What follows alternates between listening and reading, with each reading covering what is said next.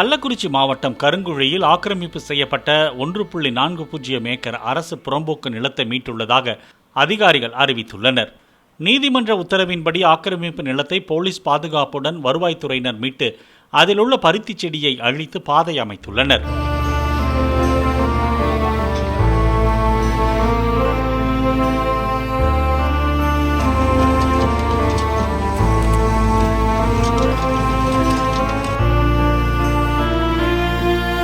Play store மற்றும் app ஸ்டோரில் இருந்து பாலிமர் செயலியை QR கோடு மூலம் பதிவிறக்கம் செய்யுங்கள்.